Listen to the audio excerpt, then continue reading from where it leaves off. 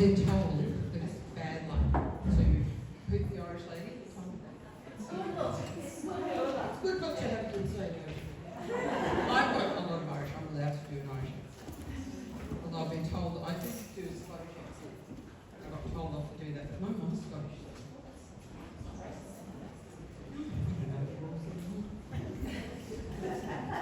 While we're talking about clothes, I realised I didn't have any shoes to wear today except runners. So I was going through town trying to find some shoes, and I found these cool red shoes. I do a lot of speaking. I thought they would be good stage shoes, and I found them at Strangers in Paradise. So I picked them up, and then I got home and I went, why have they got this little sole? And I realised they're soccer shoes.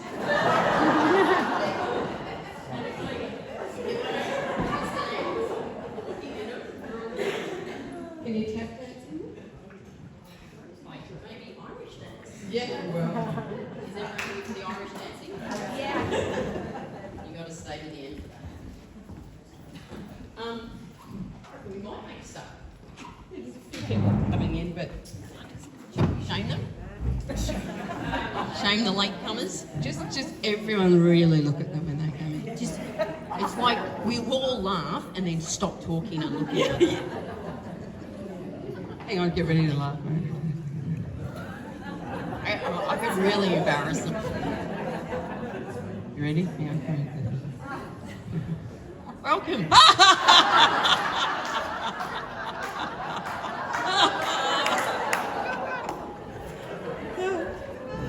I don't think they even noticed.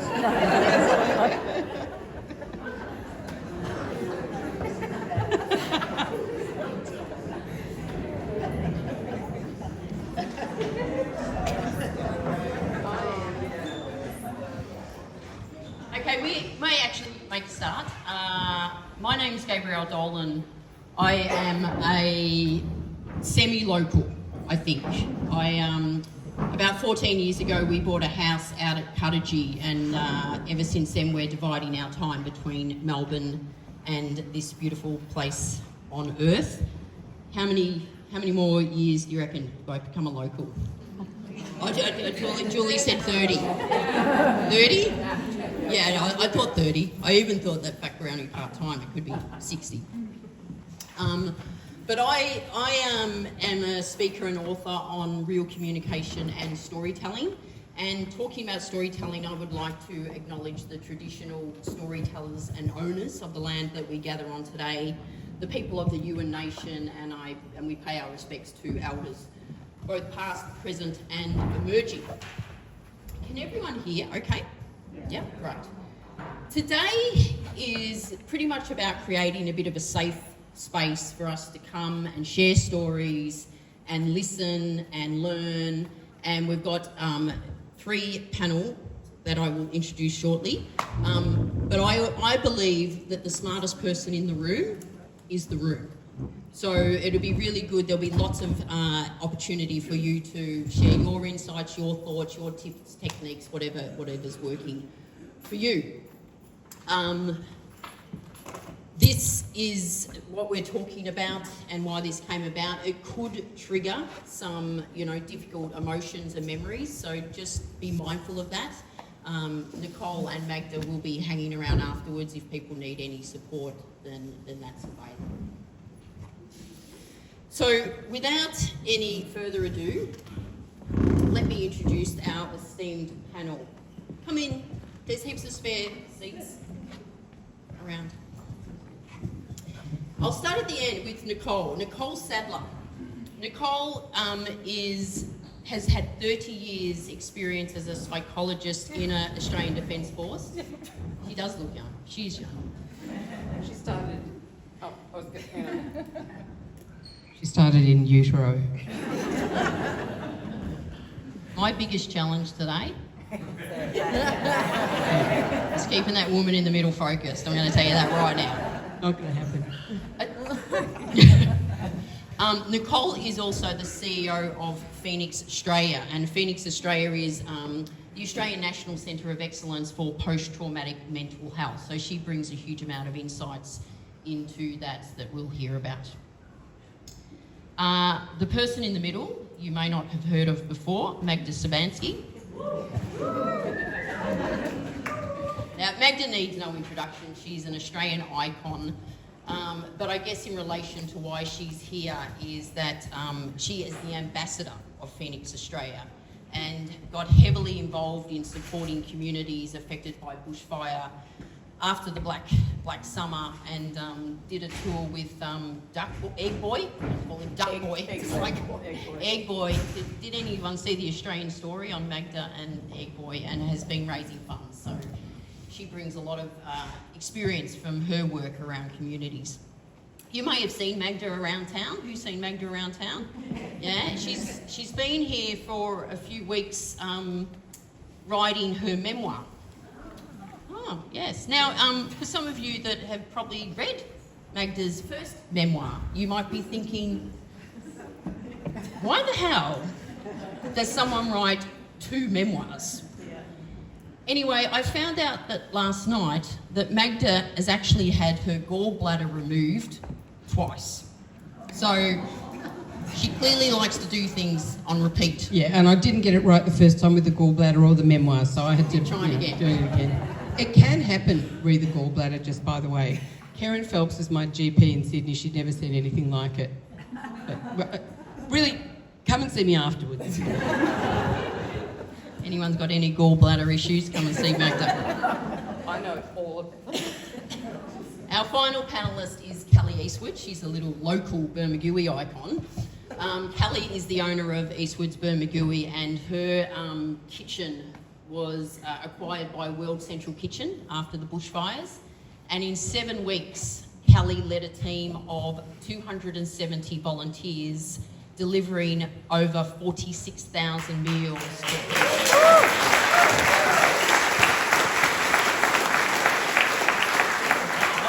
clap of the day.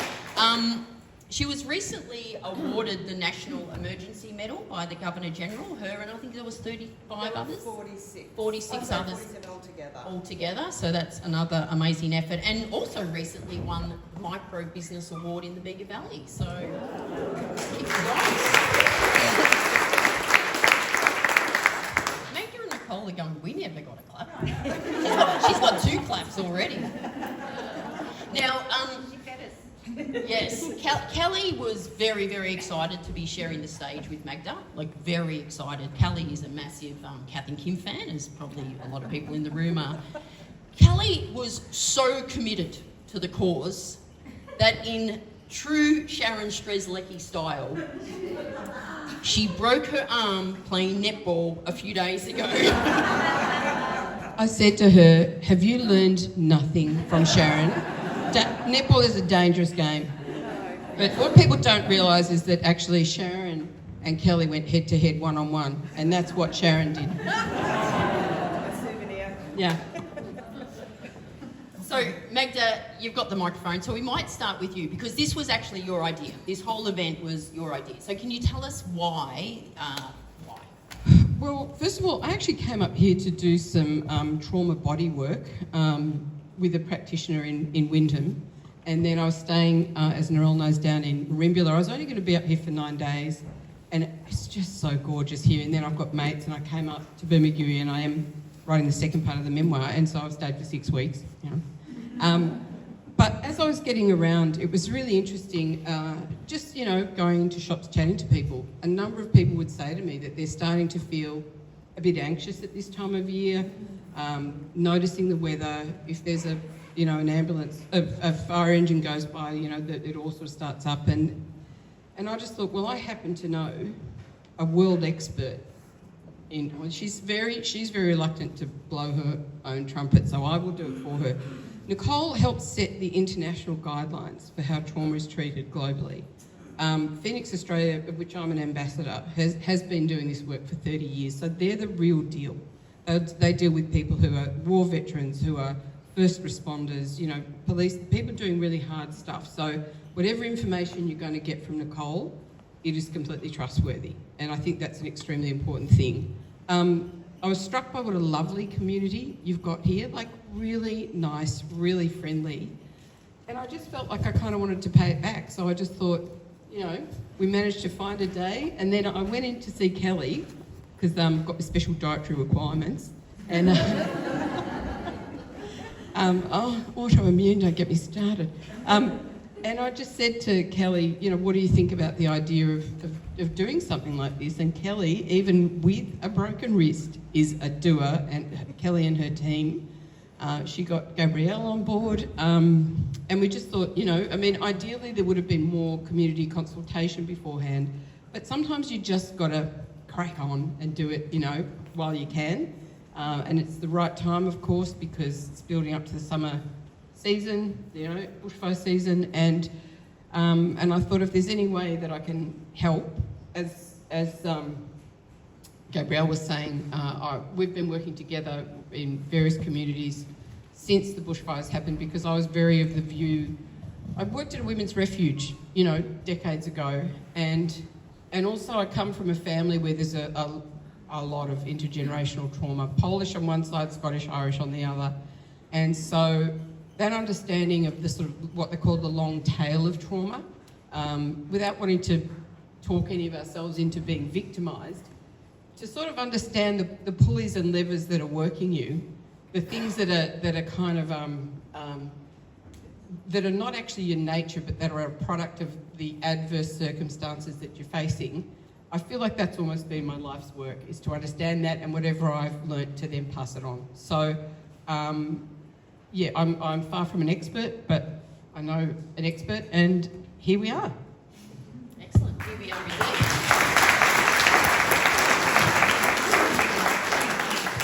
So maybe Kelly, I'll go to you next. From a local perspective, what are you sort of seeing and hearing and feeling, and the vibe of the vibe? The vibe. You mean in the lead up to summer? Yeah. Look, personally, I feel a little bit nervous whenever I hear a fire engine, or when I see a few of them drive down Bunga Street at top speed. It's a bit, I don't want to use the word triggering, but it does make you feel a little bit uneasy. Or if you see smoke, or all of a sudden you've got your fire near me app is starting to ping. Personally, I feel a little bit nervous about what's ahead. However, with the fires last year, another devastating situation where houses were lost, but there was a lot of change between, and I'm sure people agree with that, there's a lot of change between the first and then what happened last year. The first thing that comes to mind for me is the drones that just bucketed down so much water, and how many fire engines and RFS, and just how many people we had on board. It was so different. So it's given me comfort seeing all of that, but yeah, you still can't help but feel a little bit nervous. So Nicole, why is it normal for people to experience heightened anxiety and worry this time of the year? Are you right? Does this work? Yep. Yeah, great. So it's very common that people feel anxious or increasingly worried this time of year. And in fact, it's incredibly protective.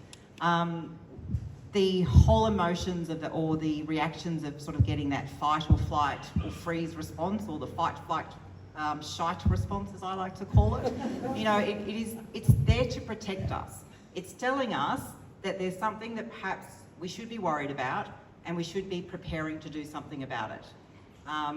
What happens though is if you've been through something which has been difficult or even potentially traumatic, you can be reminded of that by things that might seem quite innocuous, and at times you're not actually under a lot of threat. So it might be just the time of year. It's the fact you're coming up to Christmas.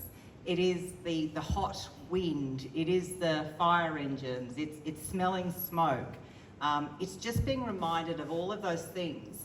And your brain goes, hang on a second, I remember previously when I've felt these things or heard these things or been reminded of these things, that at the time I felt very fearful or very anxious, or something bad did happen. And it is linked then to these memories which were pretty terrible for people.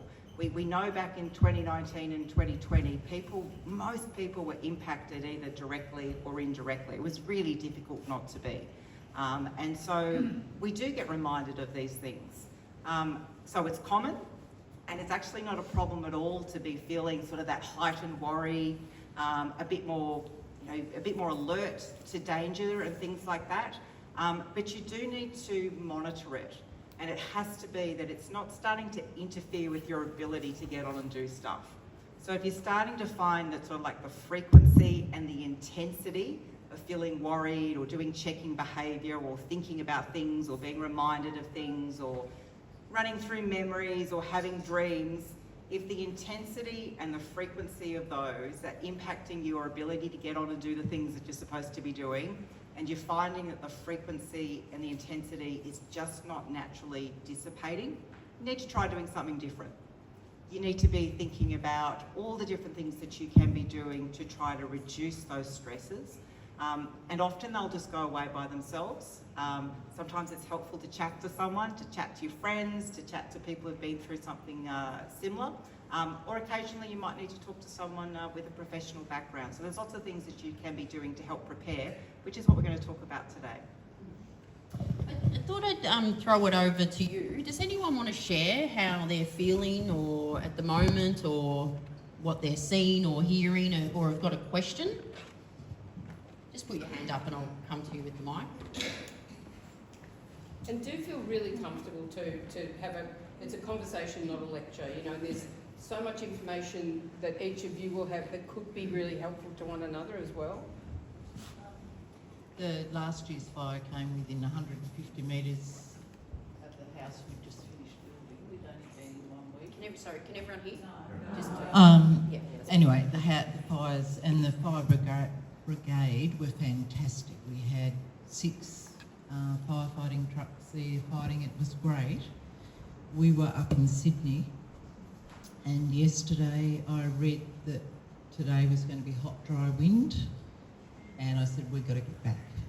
So we got up at 5 o'clock this morning and felt anxious about getting back here when we could have actually stayed up there with family, but it didn't feel right. Had to come home. Yeah. So yeah, I guess that's what you're talking about. Yep. Yep, we've got one here, one there. I've worked as an outreach counsellor for the last 2 years in the Bega Valley, and the thing that concerns me most is seeing the effects on the kids, and still ongoing. So I'm just worried about that over time, and obviously having parents still really affected is harder for them to help their children regulate. So long-term effects is what I'm concerned. Nicole's actually got some advice on how. Do you want to deal with that now, Nicole? Yeah, sure. So we do know that trauma can have what we call a long tail. So it impacts us in different ways, and it's not the same impact steadily across time. And often we think about being impacted by different things as something that we will deal with in a couple of days or a couple of weeks, when in fact it might be months or even years.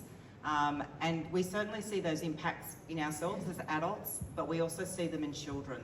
And in studies that have been done on bushfire impacted communities, you do see these impacts in terms of the ability to learn, how safe kids feel, their ability to connect in with community, etc.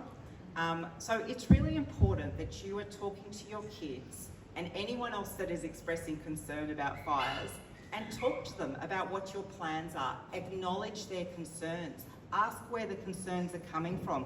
Where are they getting this information from? What are the conversations that they're hearing? Of course it needs to be age appropriate, but part of what we need to be doing is to have some plans, to be thinking about, well, what are the practical things that we should be doing? Make sure your kids know that there are plans, that there are things that you're putting in place. Give them a job or two to do. This is what your job would be if we needed to evacuate. This is what I want you to be responsible for.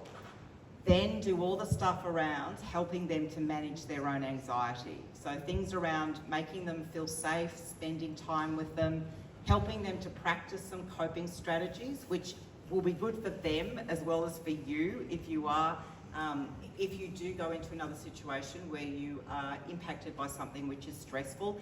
Anything that helps you to reduce your anxiety, some controlled breathing, the thinking activities that you can be doing, your coping strategies, etc. look at what your kids are, try to think about how much are they being exposed to adult conversations and worry about this. How much are they being exposed to social media about this? Try to limit those things. Help them to feel safe, give them a sense of routine, give them a sense of community. And think about how you're managing and how you're modelling your own ability to manage your anxiety as well. So talk about it, explain simple terms. You don't have to give too much detail, but also be making sure that it's age appropriate. Do you want to add anything to that?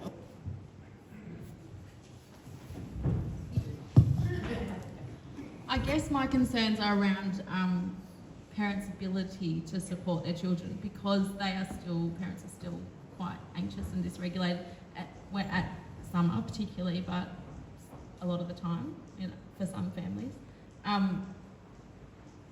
Kids aren't really being, their problems aren't being recognised. So obviously there's hundreds of dysregulated kids daily at school still because of the fires. That's my concern, I guess. Ongoing. Does the school do a sort of thing about, does it have a thing about trauma for kids at all? Like a group thing or anything? Is that a good idea or? Stupid. No, not stupid. And generally what we will, ideally what you're doing is that you're doing layers of support around what's happening in the school. Unfortunately though, we often ask a lot of teachers and a lot of what can happen in schools, but thinking about who are the families and the people in your community, what are the ways that as a broader community can you be supporting each other? Because you're absolutely right, if you've got parents who've been badly impacted or find that their anxiety is really increasing this time of year, it's a big ask to be telling them to be role modelling better behaviour. So it is a little bit about looking at, well, what support is there for the parents, as well as how do you provide that support for kids. Now that support can come from schools, it can come from sporting groups, it can come from other community activities. So, we like to think that everyone in the community has ways of trying to have those discussions and try to be encouraging ways of keeping, being prepared but not too alarmed when having these discussions. One of the things I just want to quickly say too is that one thing we know is that there are a lot of traumatic events that people experience, but there aren't enough therapists. And so I think, I think you agree on this too, to create trauma literacy amongst us as community members, we're kind of just going to have to do it, because that idea of that, it's like the "Are you okay?" Like, "Are you okay?" And then someone goes no, and then it's like, oh, what do I say now? That thing about developing that infrastructure, that kind of know-how amongst ourselves. Do you want to bring that little doggy in? Yeah. Just bring it. Dog in. Yeah, bring the dog in. He says, I want to hear what's happening. Yeah. Well, probably feeling stressed as well. But that was part of why, we spoke about this idea of just having this conversation to just maybe help get the ball rolling. And I know I've learned a lot just through. And also, if you're sort of hearing something and thinking, that's ideally, yes, but in a practical situation, you can say, about the apps, but they don't work, the apps don't work, And the other thing is in terms of the cognitive stress that's created by not having a plan of how to get out. It adds so much anxiety. And I met this woman, she unfortunately put her hip out down at Tarthra. I had to use the loo there because the one at the restaurant wasn't working. And I struck up a conversation and she told me she's got this comprehensive plan, we'll do a printout of it. She gets USB sticks of everything, she's got a little box there, but it's so specific. So it's not that thing of dithering about at the last moment, which is when you can't think, and it is an extra thing to do, but in the scheme of things, it actually reduces that sort of sense of overwhelm. So, yeah?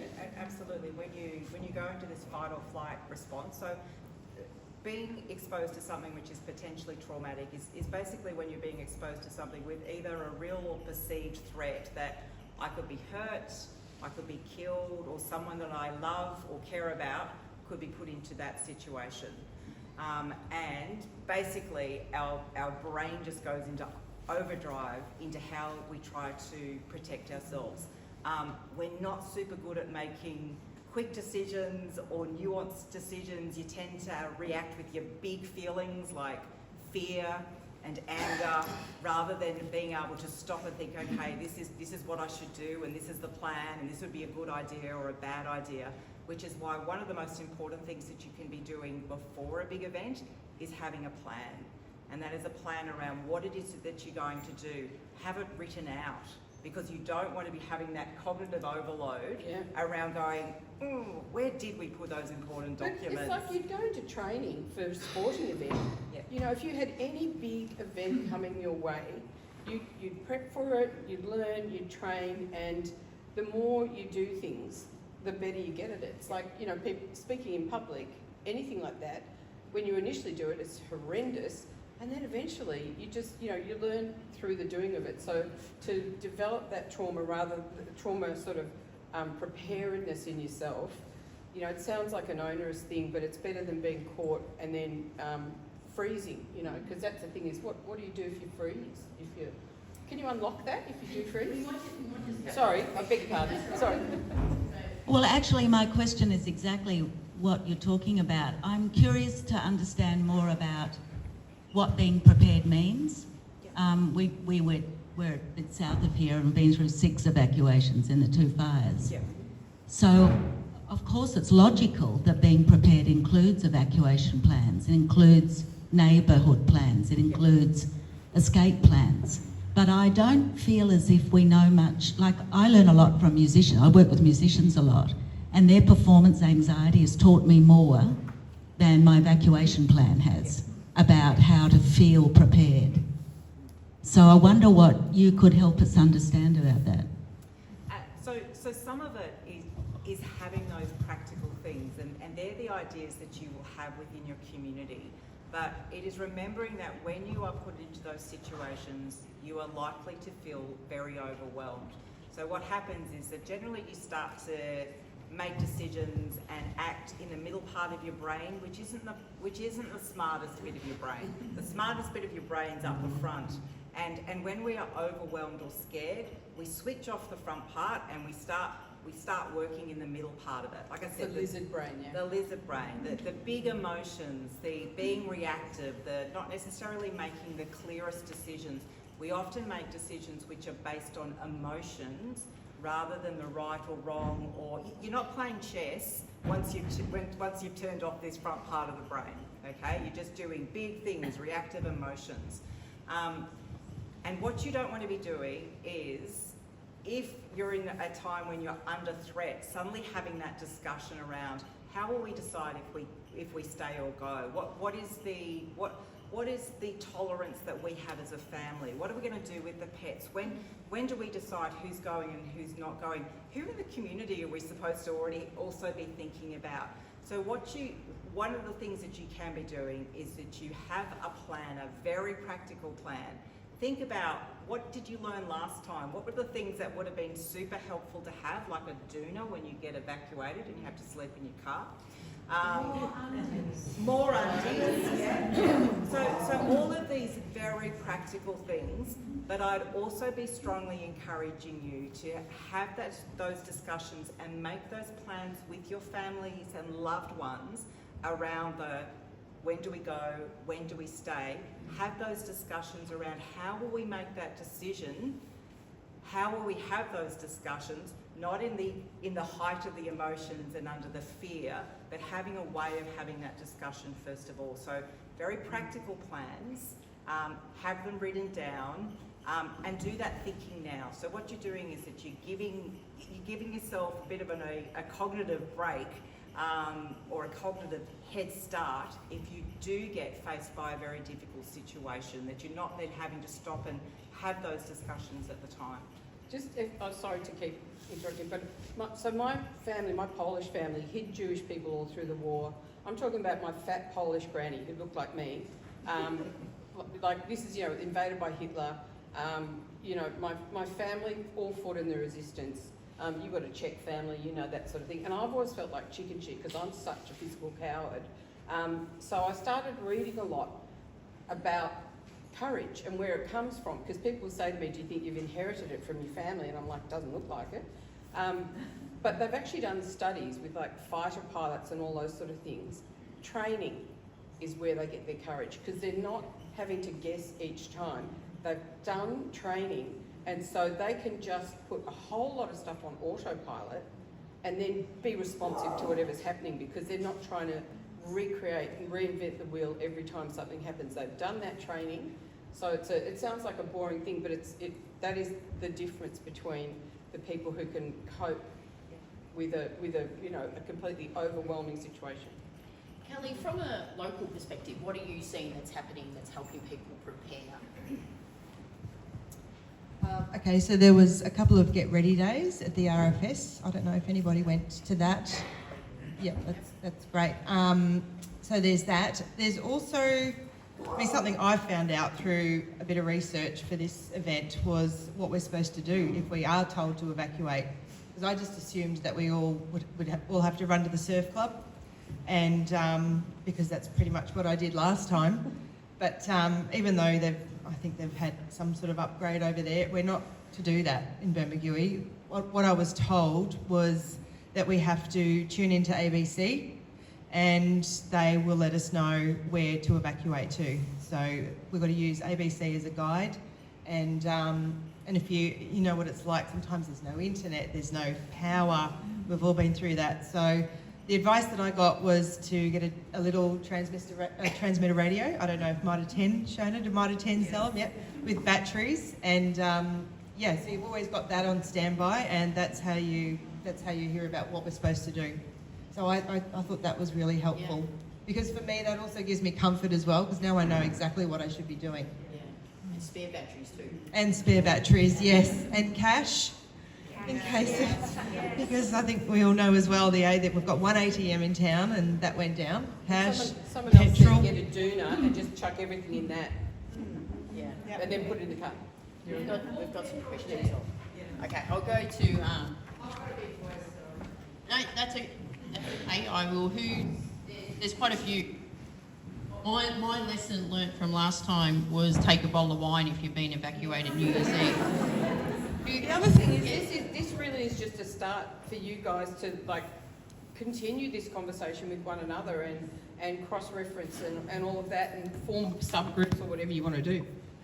Hi everybody, I agree with you. I think it's very, very good to have a plan. It's very important to have a plan. But unless you practice that plan, you're wasting your time. I know so many people who had planned and things arrived, the fire arrived, and they said, we'll use this pump and we'll do that, but they haven't serviced the pump, they haven't put fuel in it, they haven't used it. They grabbed the hose and the hoses fell apart or they were perished. So my advice is, you're right, I did that. I practiced. I drove everybody nuts. I knew exactly how many seconds it took to fill this gutter, and would this hose fit here, everything got new fittings. And when the night of the fire came, I was by myself, but I just did what you said. I just went straight into action. I knew exactly what to do, and my brain didn't have to think. I knew exactly what to do and what order to do. And the most important thing is, yes, take a bottle of wine, take plenty of clothes when you evacuate. Don't just run out the door, because you might be away for a week and you need clothes. So And you had another. I'll get an answer. never let your car go under half a tank of petrol.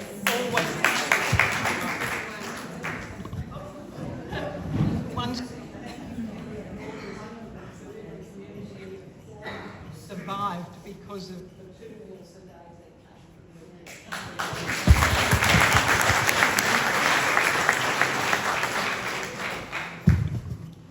Hello. I just wanted to comment, I think material and physical preparation is equally as important, but nervous system regulation and understanding your own somatic experience as well, I think goes a really long way to encouraging both our kids and fellow community members. With co-regulation, it's probably 90% of the whole thing after the event itself on how you're able to move forward. I was wondering if you guys might be able to speak about that at all. Yeah, absolutely. So I think there's the practical part of it, and then there's just the mental part of it. So it's understanding how you respond to things which are difficult, the coping strategies that you use, working out what works for you, and then also checking in, just because something seems to be working for you, whether or not it's actually as adaptive as it should be. So, you know, how much wine you might be having, it can be helpful, but then it can become maladaptive, etc. So, you know, part of the being able to regulate what's happening to you is this whole idea of that if you just keep getting flooded with, you know, basically when you're stressed by things, you're being flooded by adrenaline and hormones, which is very adaptive for a short period of time. It is designed to get you out of trouble. It is designed that you fight the tiger, or you flight from the tiger, or you roll up into a little ball and you hope for the best until the tiger goes away. That is what the system will come from. And what you need to be able to learn to do is to not just have that system being triggered over and over again, which can come from lots of different things, including the way that you're thinking, the types of things that you are responding to, the types of things that you find stressful or difficult. Now, there's lots of things that you can be doing to try to immediately drop that response. One of the easiest and quickest things that you can do is to slow down the rate that you are breathing. I know that that sounds incredibly overly simplistic. I have been working with people in high-risk organisations my entire career, military officers, firefighters, police, paramedics.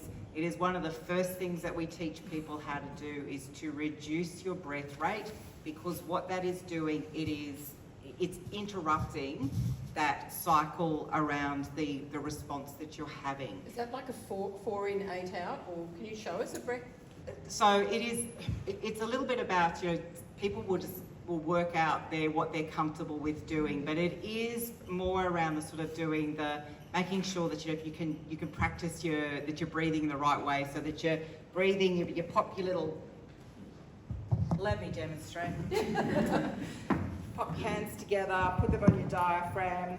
What you want to be able to do is to be taking your breath in your belly, not the top into the diaphragm, so that you're just really slightly pulling your fingers in and out. And you want to be doing it around the whole idea of, you know, maybe 3 or 4 seconds, and you can be counting them, like if you're thinking about taking a breath in, and 1 and 2 and 3, and a breath out, 1 and 2 and 3. There is a whole heap of apps and things like that that you can do, which will train you and help you to do this. If you do this breathing rate, it actually feels a bit uncomfortable if you're not used to it. It feels too slow. So it's one of those things that if you find that you're getting really heightened in terms of your response, doing a couple of minutes of doing that breathing cycle, controlling your breathing, and if you're doing it at the same time by counting and just paying attention to that, being in the moment, concentrating on your breathing, concentrating on only regulating that breath, you're doing 2 things. One is you're reducing your breath rate, you're regulating how much carbon dioxide, etc., you're getting into your system. The second thing is that you are doing a distraction. One of the things, of course, that happens to us is our brain starts racing. We get these thoughts going, what if this happens? What about this? Which keeps triggering our anxiety response. So the more that you can do something to reduce the breath rate and to also give yourself a little bit of a distraction around that, that can also assist you to do it. One of the best times to be practicing your controlled breathing and bringing your anxiety under control is when you're in the car and you're feeling a bit of road rage. starting to get that, that response to it. It is something that actually takes a bit of practice. It sounds like, well, that's so easy. 1, would that actually work? It does. But 2, you have to practice doing it. I'm not sure if I've answered your... There's other questions. Did that answer you? And I've got a question here.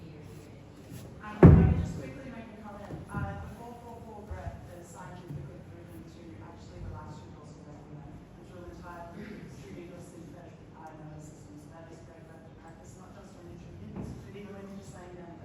Yep. I love the 4 in and 8 out. What 4-4 means? Correct me if I'm wrong here. What 4-4 means? 4 seconds in, hold it for 4 seconds, 4 seconds out. Yeah. There's different ones, and I get panicky about breath stuff, so, you know, it's different for different people, but I'm like 4 in, 8 out works for me. Yeah. So find The one that There's works for you, basically, and then do it. Slow breathing. We've got one. How you going, guys? My name's Bob Mates. I'm with the South Durras RFS. So you guys need to be prepared. I don't know whether there's any other firefighters in this room or our sisters who are on the brigade. Is there any hands up there? One. Okay, that's good. I'm sure they can give a bit of content to this. Being prepared, you need to be prepared. Your fire pumps, around about August, 1st of August, you should look at all your fire pumps, make sure they're all working, right? Check all your gas pipes, because we need them turned off and pulled out of the way. When we go to a house, we actually do a recce around the house. Because I've done the 1920 fires, I did 79 days, and I've also done Bermagui last year here on a couple of the houses. But there's a lot you guys can do. It's intent on rubbish and stuff that hangs around your house, leaves in the gutters. There's a lot of things you can do, and if you go to the RFS, the boys will help you out there. They'll give you a lot of good direction, okay? And there's also an AIDA program, so if you're not able to get on your roof to clean your gutters, you can apply to the RFS, and they'll send an AIDA program group of guys around, and they'll clean your gutters and stuff. So you only got to go down to the RFS and pick up the forms and ring them up from there. With your PTSD, we all suffer that. We're still suffering it. So it's very hard to talk about it, and that's just the way it is. So, yeah, I can't be any more clearer than that. I'm sure my little friend over here would add a few words to it, I'm sure. Can you do that? Yeah. Come on. You do a couple of words. Thank you for your service too.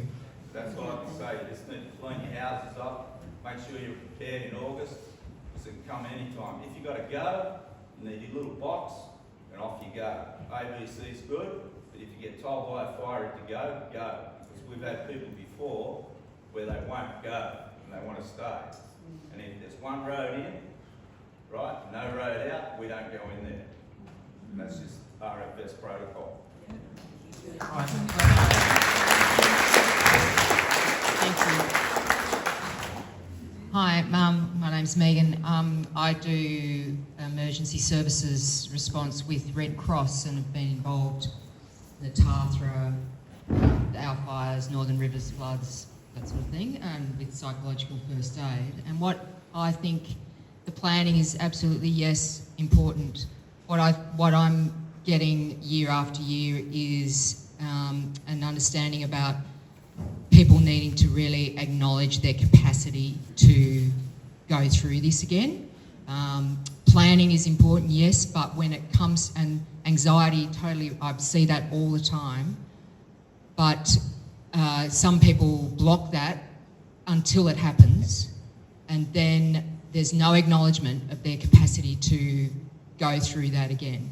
And so you end up with this really unusual response because it's last minute, because they've thought, I can do this, I know what to do, it's in my head, I've learnt my lessons, but when it comes to fight or flight and that going through it again, I think people really need to think hard about their capacity to go through that again.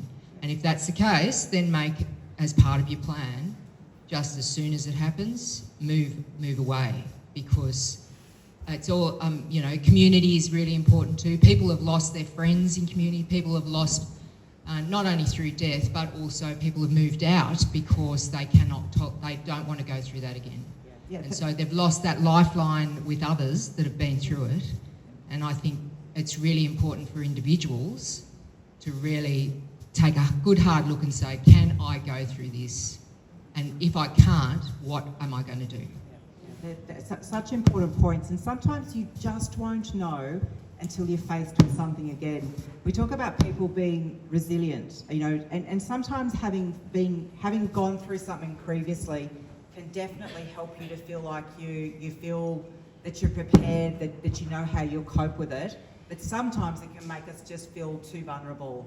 It becomes too overwhelming and you go, that was just so hard last time, I don't want to have to do it again.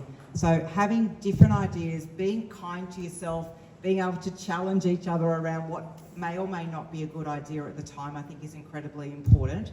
And thank you for your comments, our gentleman from the RFS. Amazing work that these people do.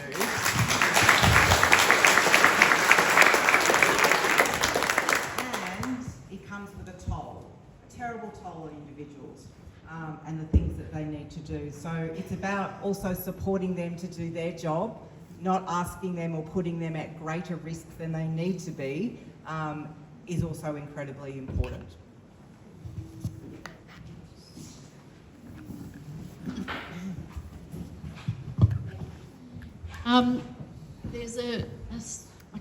Looking around, I can see several of us are educators at Narooma High School, which is beautifully situated in the bush on the highway there. The whole school has reviewed the bushfire evacuation plan, and we've gone through it with the students.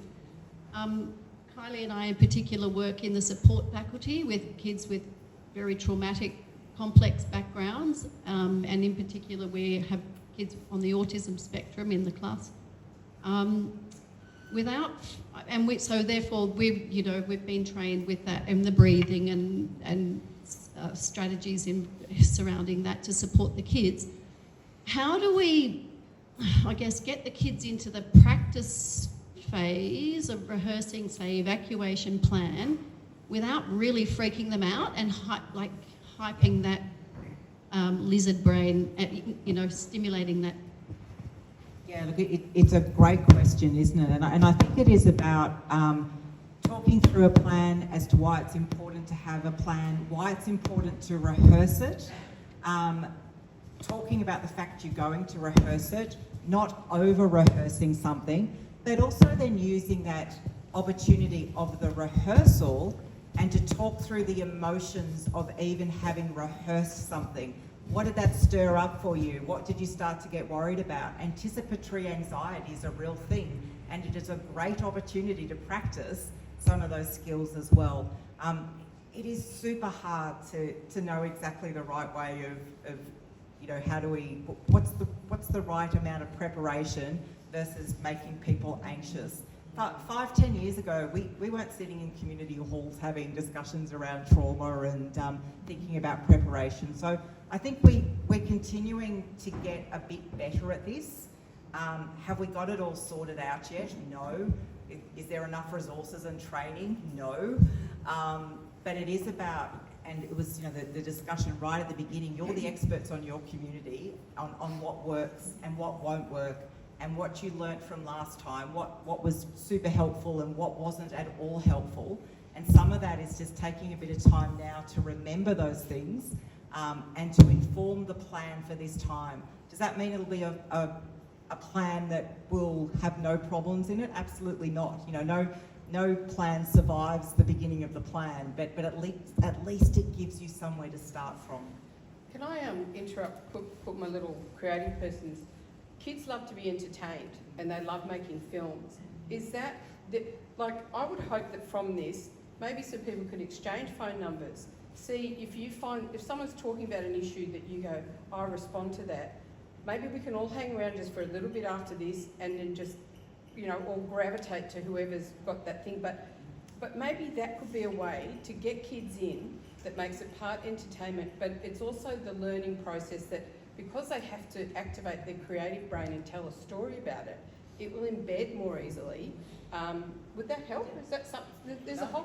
I think that's a great idea. That's a whole bringing someone on the journey thing. Yeah. That you're engaging, getting people to be part of the design of what it looks like, what the plan would be. I think it's about, this isn't something which should be done to the community. It's something you're doing with the community, and that includes people of all ages. I think it's a great and there's idea. so many resources. I just YouTube for everything I ever want to do, but kids particularly, I think, respond well to making films that have, if they script it, who plays the role playing of it, that sort of thing. You can get people like Gabrielle or storytellers, you know, to just go about things in a slightly different way. So it's not like, oh, here's your medicine, take it. It's sugar. It's like, you know, sugarcoat the old, you know,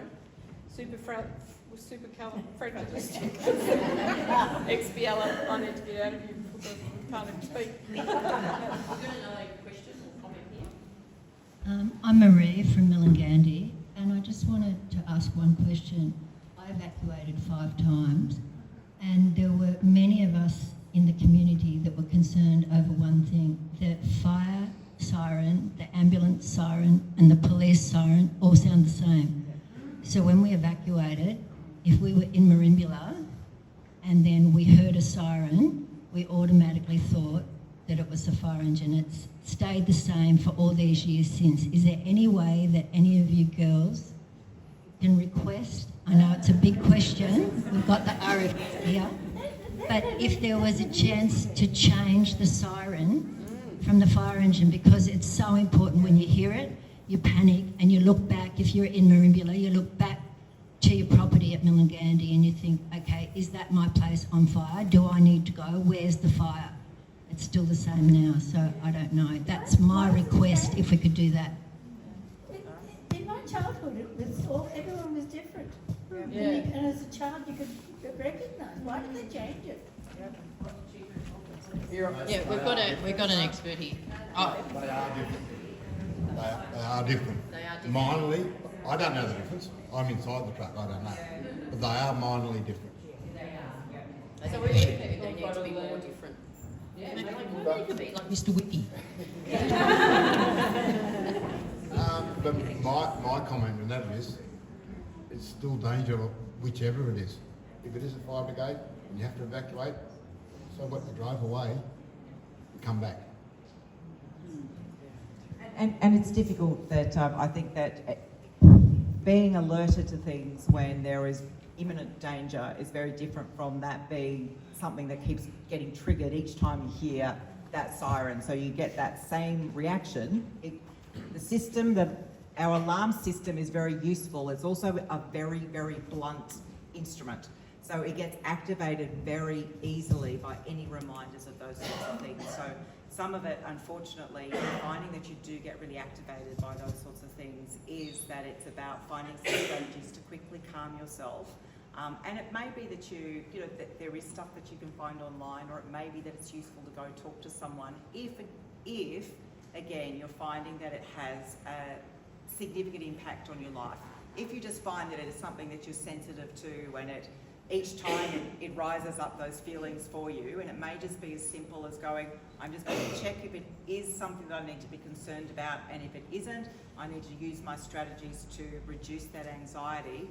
But for some people, that might take a little bit of extra training and support. But if it's only mildly distinguishable too, that's not going to help you. You know, that you don't. It would be great if maybe, you two can get together or someone can get together and say, can you just give a different, or even do you need to learn what the different sound is to just alleviate, because I hope that maybe we can look at a real solutions-based thing for this, like all this stuff that comes up, they're real concerns that you have, real concerns, and don't let it just stop at that door. I really please hope that whatever you take from this, you then go, okay, it's like, we're just through this thing together. Just go at it and find someone who has the same concern and bloody just find a way. Call them up. Call them. You've written? Yep. Yeah, right. Well, I don't know who you could. Hazard Zap. Sorry? If she's got access to Hazard Zap, then she knows that fire's near her. Yeah, well, other people have got walkie-talkies too. Like Heffy, you were saying your mates have all got walkie-talkies, That. But have we practiced using them? Well, Don't know. Okay, we've got, I've got at least 4 more questions. So here, and over there. So we'll go here first. Thank you. I just had a question, if you had any advice when you are in the moment, you have a group of people who may have different objectives. So we might have some that want to evacuate, we might have some that want to stay, and perhaps they're looking to you to guidance. Is it just creating that plan? Is there anything else you can do when you might have someone this side, someone this side, some in the middle? Do you have any advice on that? Well, geez, you turned into the negotiator there, haven't you? I guess that it's about you having a guide for how you make your decisions and making that very clear to other people. You can't make decisions for other people unless you have a responsibility for them. But if you're able to clearly set out, this is my decision, which I've made using these factors, that makes you persuasive. You want to be the most persuasive person in a meeting or in a negotiation, you need to be the best prepared. So the better your arguments, and if you're able to step through how you have made those decisions, the stronger you're able to be persuasive. But you can't change other people's opinions on those sorts of things. I guess you could have been potentially talking about in the same household, like partners, family. Yeah. But yeah, that's good advice. That's it. That's right. So this is about wherever possible, you have this discussion beforehand. Yeah. You have this discussion now. I don't know. Let's think about what our plan is, which includes these are the factors that we will take into consideration on the day to come to these key decisions that we need to make, so that you're doing it without the emotion. Does that mean that there won't be any arguments or disagreements? Absolutely not. That's the fun of having families and people that we live with, etc. But at least it gives you a negotiation start point. Maybe part of the plan is what the gentleman said, if the five people are telling you to go, go. That's right. Another in here. Good afternoon, thanks for organising this. We defended our house successfully once, and we've got the transistor radio and all the equipment we need. But my big beef about the whole situation is that you don't actually know where the fire is, because the Coolidite fire was this year, and it came from the west. And you didn't know how far along the road it was. You can have all the equipment and listen to the radio, but it has to be precise information that you're getting. And it's not.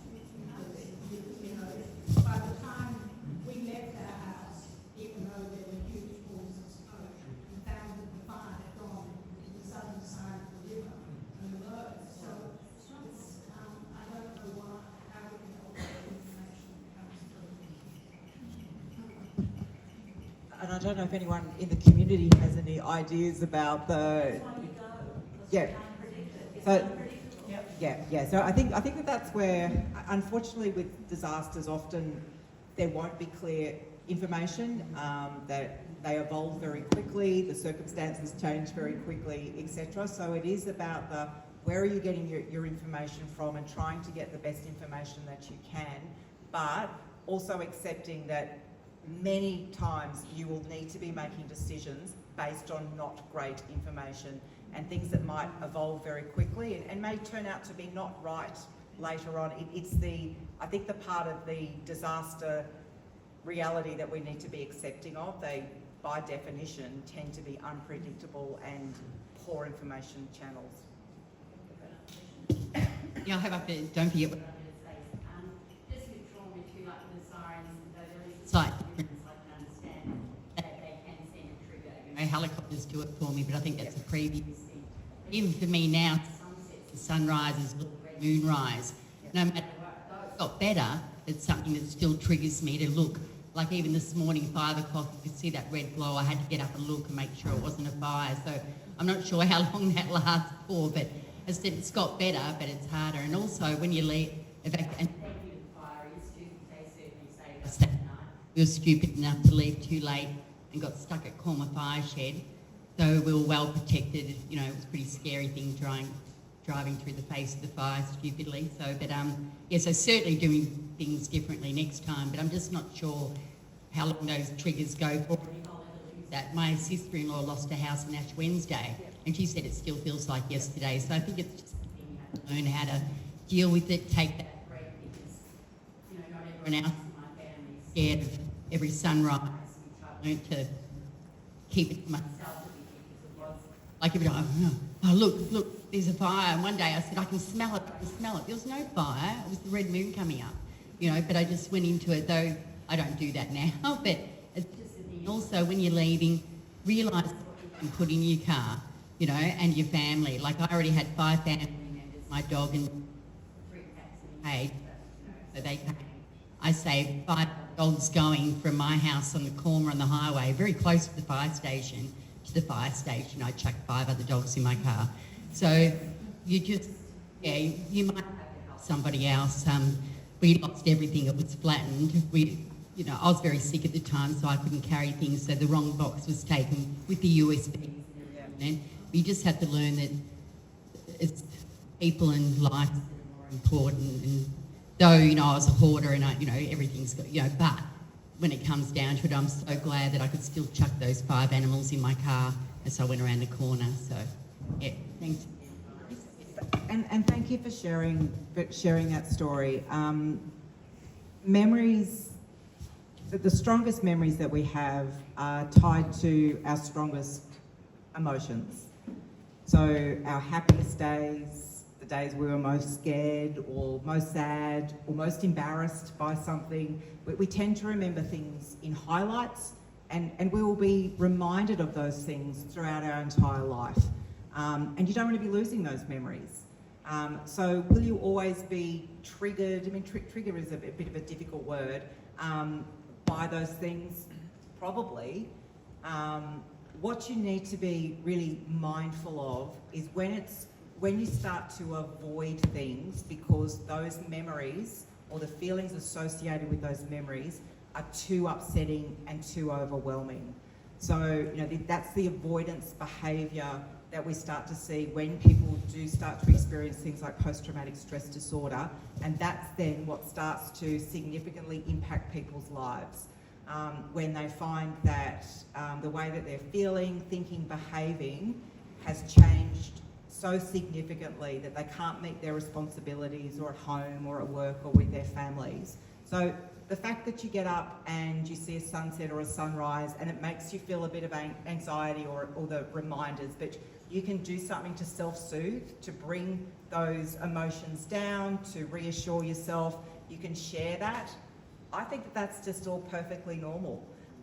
And will it get easier over time? Maybe, maybe not, but you... Yeah, and that's fantastic, isn't it? It's sort of part of the human response and the human condition for us. And I think that, you know, the 2 things I really watch out for and look at with people is that it's feeling too much, where the intensity and the frequency of the responses are way too much. But the other thing you have to watch out for is when you're not feeling enough, when you're starting to feel completely numb or dead inside, and you can't you know, link in with those positive feelings. You're not enjoying those things anymore. So if you find that you're experiencing either of those things and it's lasting for more than a couple of weeks, and again really impacting on your ability to function and your quality of life, it's time to do something different. It's time to get online, to talk to someone, to go see your GP, to talk to a professional, because what you don't want to be doing is to get into bad habits that keep escalating and really do start to interrupt your livelihood. Yeah, really quick question about regarding the accurate warning. Do fireys use drones, and do drones work in the smoke? I mean, obviously not in Fireys use drones? Who, Brian or, yep, like, got my soccer boots on. Yeah, some brigades have a few drones within our own capacity, like I've got my own private drone. One time there when we had a fire up the back of Doris Lake there, we used a drone to get up the top there so we could see where it was going, so we could put a bulldozer in to ring it and then snuff it out from there with the helos. So yeah, it was pretty big, so they're pretty handy to have. So as long as they get up there and you haven't got too much smoke, that's the main one. But yeah, they work. A few brigades might have them, not too sure, but we got one.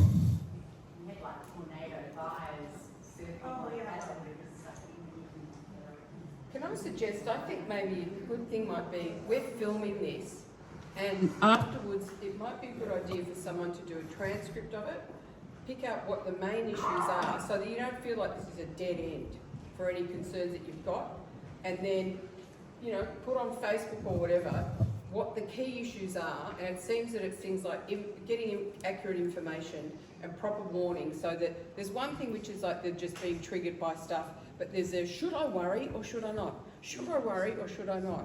And how real is the threat? So there's those different things, but I think if this can lead to something like that, I'm pointing at her because she's a doer.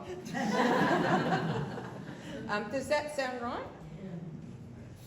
Is that in response to this? I was going to ask Kelly some question. Yeah. So, I saw the action that happened in Eastwoods. I wasn't there, you know, often, but I'm interested in your perspective about that doing this, the busyness, like how useful the being busy and practical and doing something at least as a distraction. And what you saw from the staff of World Central Kitchen, because they are people who are in the thick of it, as we know from the Israeli incident. What's your perspective on that? Like, I know it's not a sustainable thing, but for some of those staff, the World Central Kitchen, that's their life. What's your perspective on that? I honestly don't know how they do it, to be honest. I was just, well, we're all in awe of you and how you did what you did. Thank but you. Yeah. Yeah, look, I was actually going to ask Nicole how to deal with that, because it's all very well going, and then at the end of it, of course, you know, I think the South Coast had a bit of a media circus after that, and then the dust settles and you're just supposed to pick up from where you left off and keep going and reopen your business or whatever it is, go to work, you know, life as usual, but you've got all of this trauma in your head and memories and feelings and emotions, and it's really hard. I'm not going to lie. It was fine going through it, but then once it finished, certainly it was very, very hard to deal with and comprehend in my head. So I don't know. I hope that World Central Kitchen staff get some sort of counselling or looking after. I don't know if they do, but I hope they do. But I was going to ask you about that, Nicole, because even as a community, we all just sort of had to pick up and keep moving. And what's the best thing? What have you seen? So one of the things that, and someone mentioned before, psychological first aid, which is really what we sort of think about being as best practice when people are faced with something which is very difficult or adversity. The reality is that most of us will be exposed to something potentially traumatic sometime during our life, and usually many times. And most of us will recover. The rates of getting post-traumatic stress disorder are actually pretty low. Most people using their own coping strategies and their social support networks, etc., do find that they will move forward. However, not everyone will, and some people will need some additional support. First of all, we think about doing the practical stuff. How do we make sure we have somewhere to sleep, some food? How do we think about our social networks? And keeping ourselves busy and having meaning and purpose and being future focused are all very important and very helpful things to be doing. However, at some stage you have to take the breather and give yourself the time to join the dots and to think about and to properly process what has occurred to you. And sometimes people will not be ready to do that months, maybe years after the fact. People will all be different. And sometimes they might go along for a long period of time and in fact think that really didn't impact me, but something else might happen to you. It might be in your personal life, it might be another event where suddenly you go, actually there is some stuff I still need to work through. It's one of the biggest discussions we have with governments about how do you support communities. It is not good enough to just go and do stuff for a couple of weeks, not even a couple of months. It's what happens for the years afterwards, and it's what happens with the kids. It's what happens with the most vulnerable people in the community, which are usually the ones which are the most impacted. It's about thinking about, you know, how do we help a community and individuals in that community to recover from what's occurred to them when they're ready. to be having those discussions and to be doing that recovery. I think that that's one of the hardest things to be thinking about. How do we make sure we have the right resources for that to be happening?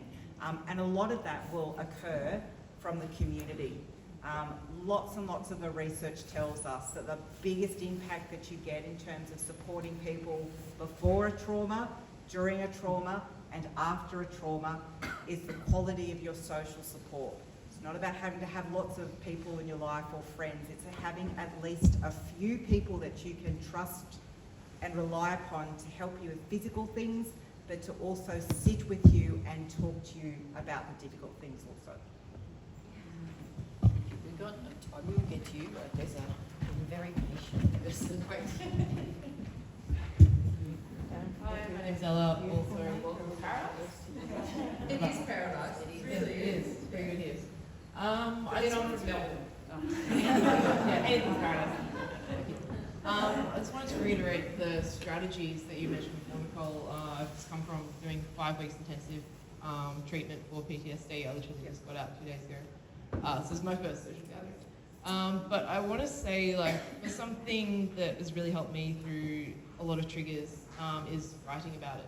So the minute you start to feel that urge come up and you start to feel the fight or flight hit you, try and sit with that feeling and just grab a pen and paper. Like if you start to hear the sirens, grab a pen and paper and start writing it out. Write out what you're feeling. And if you can identify what it is that's causing you to feel like that, so that next time if you see the fire is running towards the trucks and you go, oh crap, sirens are going to happen again.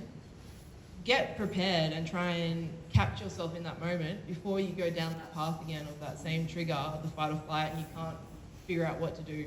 It's really, really helped me. So maybe it'll help some of you guys.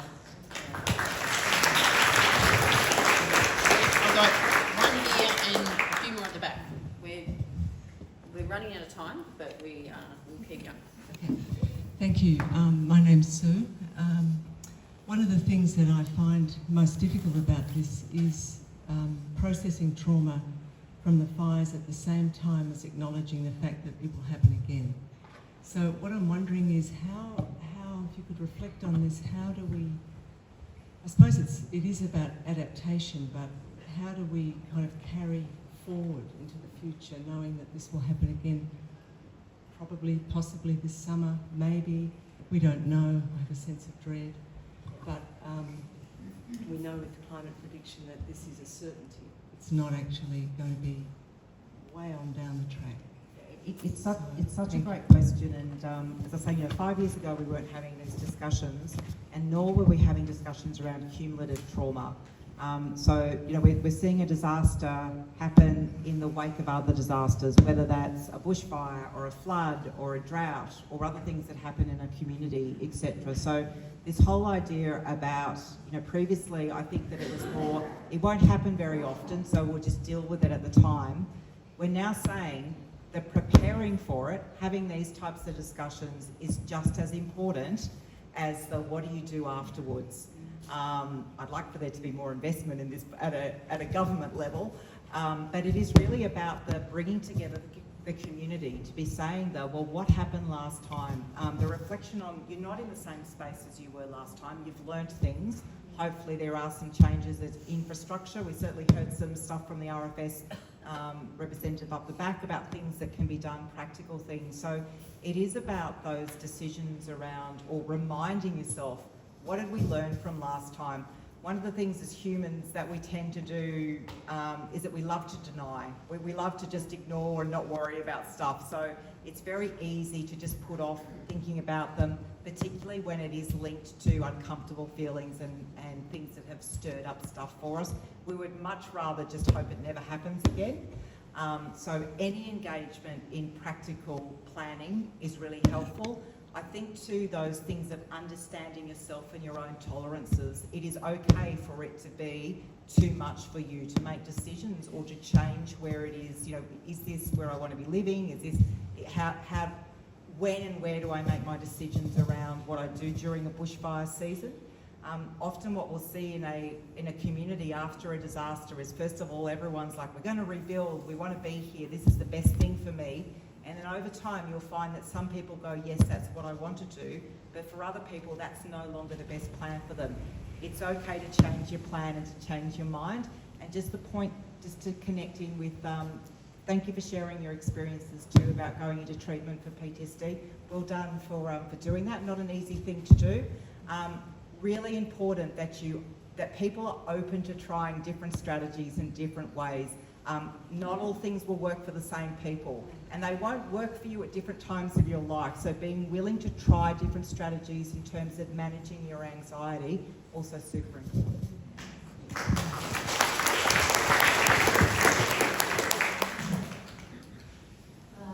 I'm Danita. I'm a relative newcomer to this area and I haven't lived through one of the bushfires yet. My elderly next door neighbour, or lady across the road, came to me the other day and was incredibly anxious and concerned about bushfire training. Last time they were arriving, basically she was left to her own devices and she doesn't drive. She has 2 dogs.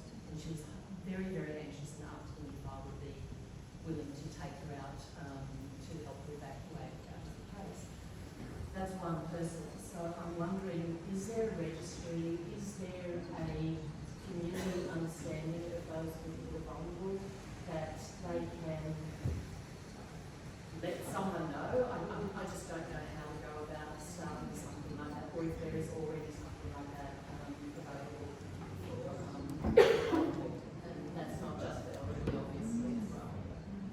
It's a great idea. Does anyone know if there is a registry? Here we go. Yep. You can go on that a list of the RFS. A couple of towns have done different things around here. I'm on the council, so I've seen a few towns deal with this. In Eden, they started street parties. So the people who don't normally put up their hands, someone next door could get to know it. And they've put a lot of effort into that, a whole lot of community networks. But the chief thing for me, what I noticed with the Coolagallite fire, is has been a lot of learning about things have to change rapidly. So what Kelly said right at the start, you've got to listen to what's going to happen next, and if it's an ABC transistor battery, just use that. But in the meantime, the RFS around is brilliant. They give you a few pointers. We might not know where the emergency centre is going to be. That'll depend where the wind is, but they will make every effort to get everyone in the community but be in touch. And the last thing is that I meant to say before is that all this brilliant stuff has been happening in the community of getting together, of walkie-talkies. Just so many people have got together. There's more to do.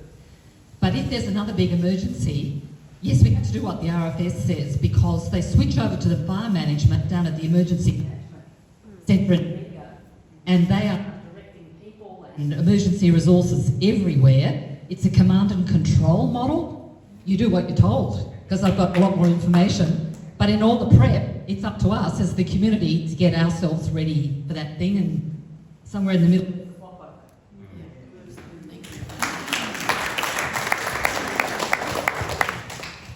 The Quorma community had a meeting recently regarding this, and we filled in a form to say we're... Hold the mic in front of you. Thanks. Here? We had the Quorma community had a meeting recently because of this very thing. Our RFS service is ageing. We have fewer people to fight. There's lots of us to make sandwiches, but they wash the uniforms, but there's not many feet on the ground. And so the idea is that we all look after our neighbours. We get in pods, we work out who our neighbours are, who's vulnerable, who needs help, who will stay, who will go, who's got expertise, who hasn't. And we're trying to get ourselves into little pods where we all look after each other, because as our RFS people said, no one is coming to save you. No one's going to knock on the door and tell you there's a fire around the corner. You're going to have to look after yourselves. And so that's what our community is trying to do. And I would recommend that as a model for other communities as well. Find out who your neighbours are, find out who needs help, find out who can do what, who's got a generator, who's got a pump, etc. Thank you to the chap over the back. Thank you to all the RFS.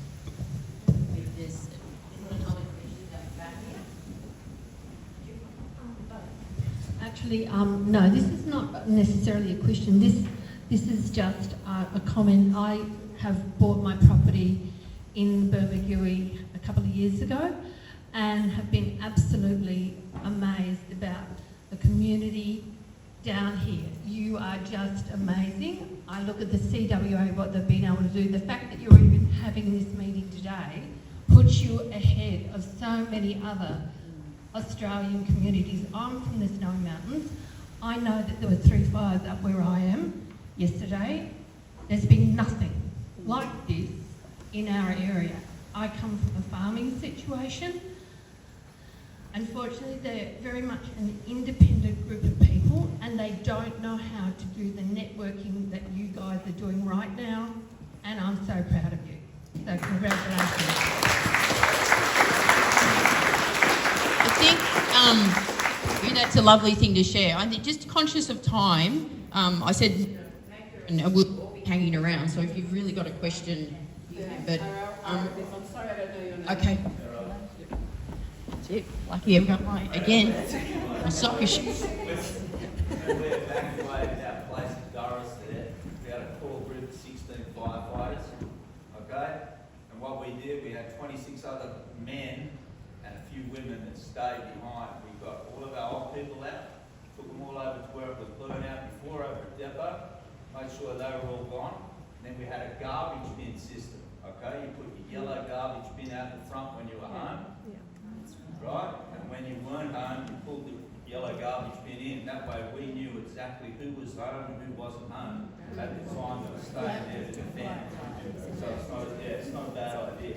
We had So that's one way. I know it might work here, but on some of your places out here, up towards Murray Wall and all that, down that way, it probably worked pretty well. So that's a good one to use, you know. And you liaise with your local RFS members and go from there. Another thing too, if you've got a generator, see if you can get a 5 or 6 kVA generator, because that'll work your water pumps. Okay, diesel one if you can do it. If you can't, petrol's fine. But if you've got no power, you can't run your pumps. You can't run your pressure pumps. And that's one thing. Same as your fire pumps. Same thing. So at least you'll have lights, a bit of power to work your pressure pumps, and go from there. So that way you can have a few hoses running out. That's it. That's what I can tell you. Excellent. Thank you. What we might do is just, again, there's questions we can't get to all because we've got to find time for Irish dancing. But just maybe a quick final word. Callie, do you want to start with just a final word or wrap? What are you thinking, feeling? Sharon? I just love our community and I'm proud of our community, and I think it's just really important to keep the communication going, even if it's things like this, or if it's I will do the transcript. Great. And I'll post it, and just to keep it. Yeah. I've learned how to dictate and copy and paste. But I think communication between all of us is really important. So if we can keep that up, that's awesome. Yeah. Magda, do you want to? Yeah, it's not working now. Can you hear it now? No? I've been really struck as well by what a beautiful community, how nice people are, how friendly people are. And I'm very grateful to you all for turning up on a beautiful Sunday like this. Kelly is amazing and a doer, but I hope that, I really hope that this isn't a dead end, that you just go, if whatever question you had wasn't answered here, we've only had an hour and a half, but I hope it's a starting point to go on from there and find the other people who have the same bone of contention as you and get together and frickin' make it happen. It's a beautiful community that deserves support and love and connection and information, and that's why I'm so thrilled that you're doing this. I also wanted to say I have been speaking to some people in Cobargo, because every community is really different, and they seem to have a whole other, there's also this sort of trauma upon trauma of the media attention that you get and the way that this I do know of, the media being in a media shitstorm. But there's a whole lot of other stuff that can come up too that sometimes that feeling of inadequacy, like you didn't do the right thing or you didn't do enough or you didn't, that it's that sort of guilt that you can be another thing that you can feel very ashamed of or not want to acknowledge, or you felt like you let yourself or other people down, that's a real part of it too, what's called a moral injury, and that I know I was surrounded by old Polish people and old Jewish people and I've seen some pretty actually horrific things in my own life and seen people feel like they turned out not to be who they thought they were, and it can be such a destabilising thing. So forgive yourselves, because absolutely everyone, honestly, if I can take a thing from my father, this sounds so crackpot, but it's true. My father was an assassin in a top secret counterintelligence unit in the Polish underground, right? Eastern Europeans, we're hardcore. My grandmother, as I said, my fat granny, slept with a folded up Polish flag under her head and a pistol in her pocket. Now, there is a Polish saying, anyone who knows anything about Poland, it's been overrun for centuries from one place or another, but there is a Polish saying, even Hercules is afraid when confronted by too many enemies. Forgive yourself. I know some very brave people, and you can still have your good days and your bad days. And so I hope that's something that you can do too, because you've got a beautiful community here, and who doesn't fuck up occasionally? Sorry, I'm a terrible swearer. But after this, I do have some little group exercises. It's part of what we learn in my show business that I would love to share with you. So Nicole will speak, and then we'll do the showbiz stuff. Thank you. She goes all right as an ambassador, doesn't she, for trauma?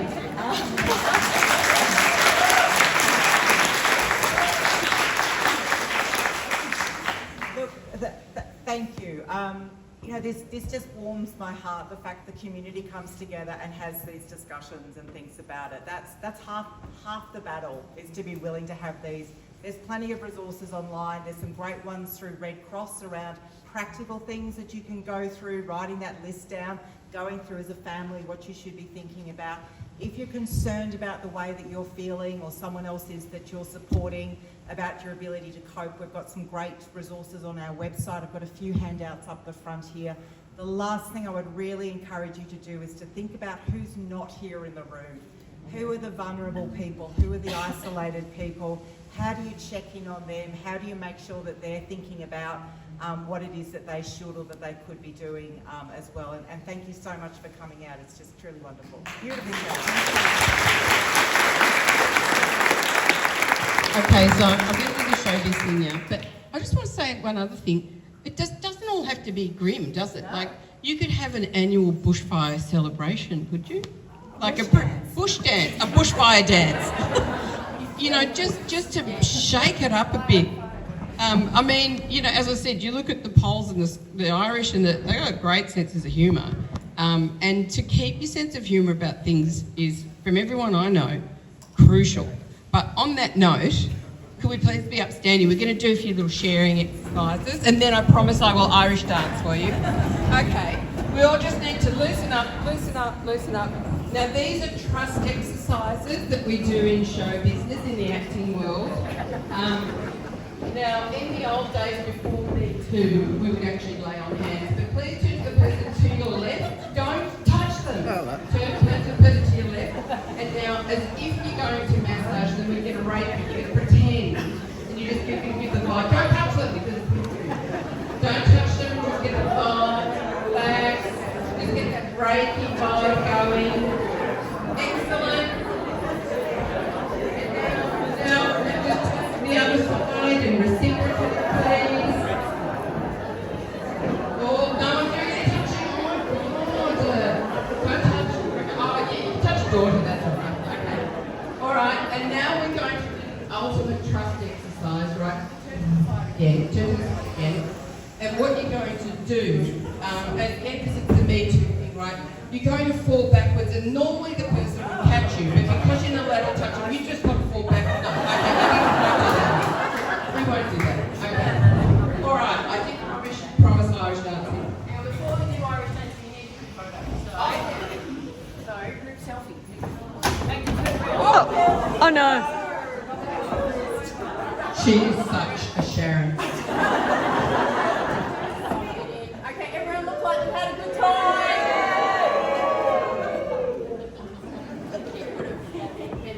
That sounded like a crap time, just okay, so Irish dancing. I am going to do some Irish dancing, but unfortunately I have injured my knee. Yes, I fell over and slipped. You know how I did it? Such a first world injury. I was staying at a hotel and they hadn't collected the room service tray, and I've come out, stepped on it. It's like a banana peel. So anyway, consequently, do you know much about Irish dancing? You know what it's like? Yeah. Yeah, so I can only Irish dance from the waist up now. And this is what Irish dancing from the waist up looks like. Thank you! But just because I can't do it doesn't mean you can't. So,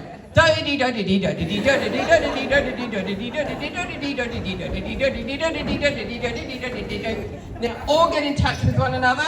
Find someone who's got the same beef as you.